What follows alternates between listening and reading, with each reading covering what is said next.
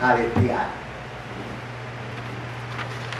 Y hay momentos dados que la naturaleza de Dios en la creación de esta ave, que mamá águila sabe que no va a poder elevar y por debajo lo toma y vuelve y lo sube, sigue persistiendo hasta que entonces aprende,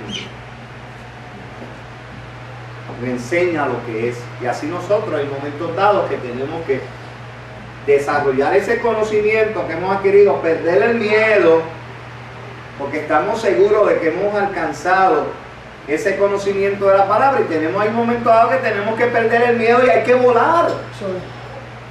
Hay que poner en práctica lo que hemos aprendido. Amén. Llevarlo a cabo. ¿Por qué? Porque un día Dios nos va a decir, no tienes excusas. Estás preparado, estás preparada para volar. Estás preparado, preparada para escarbar. Y cuando hablamos de escarbar, hablamos de qué. Venga, Manacarga. Estamos hablando de escudriñar, estamos hablando de nosotros buscar, rebuscar dentro de la palabra.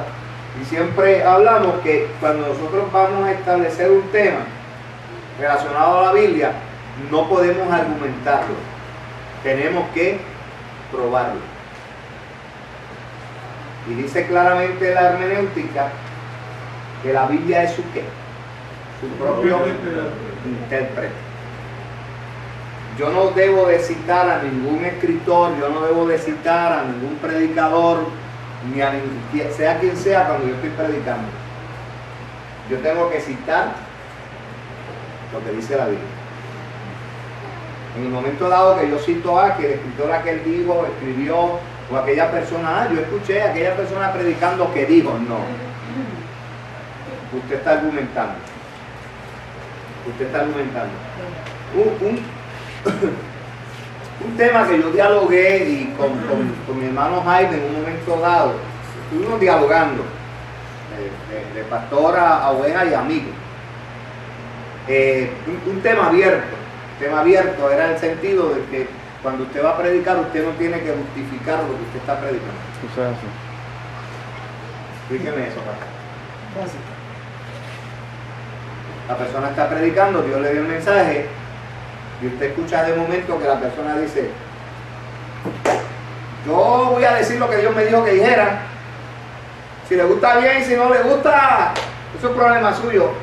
Está justificando lo que va a decir.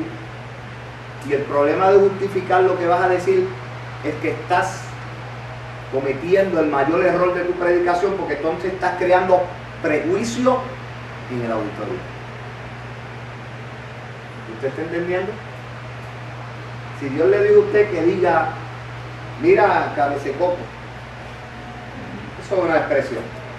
Yo no creo que Dios insulte, yo creo que Dios es claro. Si Dios le da una palabra a usted para una persona y usted está segura que Dios le dé esa palabra, usted no tiene que justificarla. Yo no tengo que decirle, mi hermana Madeline, yo no sé, Dios me acaba de dar una palabra. Si yo no sé cómo usted le va a caer esa palabra, ya estoy creando prejuicios. Y ya ella va a dudar de lo que Dios le va a decir. Cuando Dios habla y habla claro. La persona va a sentir lo que Dios le va a hablar. La persona va a aceptar lo que Dios le va a hablar porque es una realidad. Y la palabra no se justifica. Cuando se va a predicar no se justifica, porque el problema de justificar es que usted crea en esa persona. Usted lo que está creando entonces es un prejuicio y una duda hacia lo que usted, que probablemente Dios se lo dio, pero usted cometió el error de tratar de justificarlo. No se puede justificar la palabra.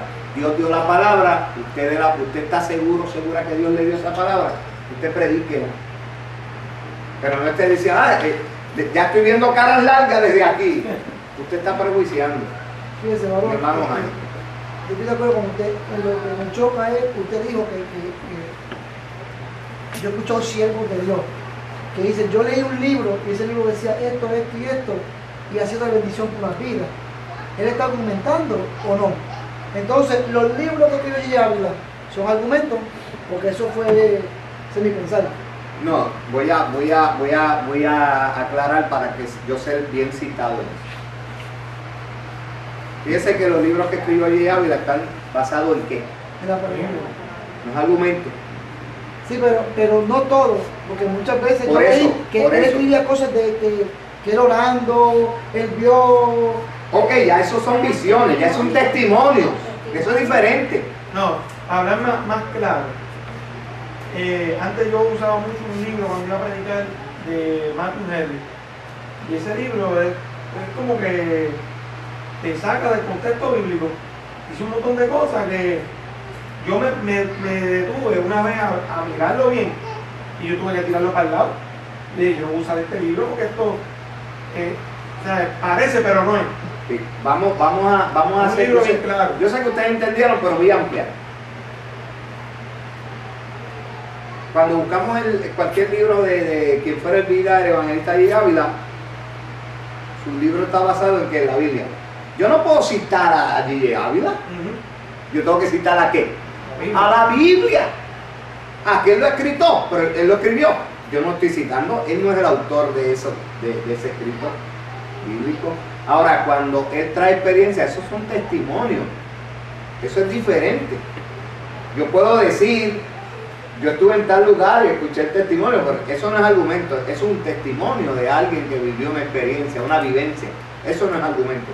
Argumentar es cuando yo utilizo una expresión o una interpretación sin tener una base. Si no demuestro tener una base, es argumento. Pero si yo hablo de un libro escrito, digamos, del ayuno, de quien fuera en vida el hermano J. Ávila, el hermano J. Ávila utiliza el ayuno y se va, por ejemplo, se va al capítulo 58 del libro de Isaías. El capítulo 58 del libro de Isaías, ¿usted quiere saber qué es ayunar? Lea el capítulo 58 del libro de Isaías. Yo puedo decir, el hermano J. Ávila interpretó, porque él murió, interpretó, no, si está vivo interpretó en el pasado, interpretó en su libro del ayuno lo que dice el profeta Isaías. ¿A quién estoy citando? A Isaías. Si yo digo el hermano, el que fuera en vida del hermano J. Ávila, dice que el ayuno pues es dejar de comer o acostarse a las 12 de la madrugada. Si no hay una base, yo estoy argumentando algo que él dijo. Ahora, si yo quiero utilizar a un autor como en ese caso, yo puedo decir en el capítulo 58 del libro de Isaías, el hermano J. Ávila utiliza ese capítulo para hablar sobre el ayuno. ¿Qué base utiliza él para hablar del ayuno? Isaías capítulo 52. Ahí no argumento. Ahora, siempre y cuando utilice un autor, una base sin fundamento bíblico, yo estoy argumentando en ese sentido. Si no hay una base bíblica para establecer, es un argumento. Es un argumento que el apóstol Pablo dice, oírlo todo, Retener lo retener lo bueno. bueno. Ahí estamos. Esa es la base bíblica. Yo puedo leer cualquier escrito de un autor. Si lo que está diciendo tiene base bíblica, ¿qué hago con eso? Lo retengo. Si lo que está hablando es lo que él piensa, lo rechazo. Se acabó.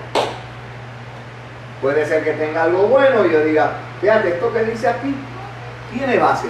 Esto que dice aquí no tiene base, ¿qué hago con eso?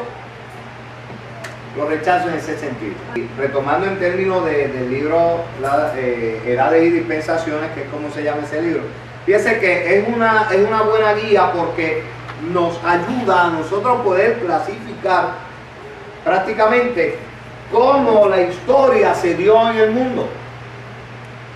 Repetimos, desde la creación del hombre, donde comienza la inocencia, el capítulo número 2, verso 7, hasta el capítulo 3, que es echado, después de haber sido, o sea, de acuerdo a Génesis 3:21, donde Dios lo cubre, entonces lo echa. Y entonces comienza después de eso la dispensación de la conciencia. ¿Por qué la conciencia? Porque el hombre no solamente sabe lo que es bueno y lo que es malo, sino que ahora tiene un mayor problema. Y es que cuando hace algo que es bueno, la conciencia de alguna forma lo reconoce, lo aplaude, lo estimula, pero cuando hace algo malo también la conciencia, ¿qué hace? Lo acusa. Ahora tiene alguien que lo enjuicia, que comienza a decirle, lo hiciste mal, lo hiciste mal, lo hiciste mal, y la persona, por más que trate de opacar esa voz, está dentro de sí, le está diciendo, lo hiciste mal, y la persona trata de obviar, y la conciencia sigue diciéndole, lo hiciste mal. Hasta que la persona entonces tiene una de dos: o cauteriza la conciencia, que es ignorarla totalmente, o aceptar el juicio de la conciencia, irse ante el Señor y decirle, Señor, perdóname. Fíjese que en cada una de estas épocas, de estos eventos, de estos momentos, Dios siempre tuvo un propósito con el hombre. De hecho, hemos dicho que nosotros vamos a ver cuál es la ordenanza de Dios en esta dispensación donde estamos, la dispensación de la gracia. ¿Qué le ordena Dios a la iglesia? Porque en este caso, la dispensación de la gracia es la ordenanza de Dios hacia un pueblo escogido por Él, llamado como la iglesia. Y eso comenzó en el día de Pentecostés, desde el capítulo número 2 de los Hechos hasta el día de hoy, está la dispensación de la gracia. En otras palabras, la dispensación de la gracia comenzó con la llegada del Espíritu Santo, que fue lo que el Señor estableció en Juan capítulo 14. Es necesario que yo me vaya para que entonces venga el Consolador, el Espíritu Santo, para que esté con vosotros. Específicamente el capítulo 4, verso número 26 el capítulo, debo decir, del capítulo 14 del Evangelio según San Juan, el verso número 26, establece claramente ese particular. Amén. Pregunta.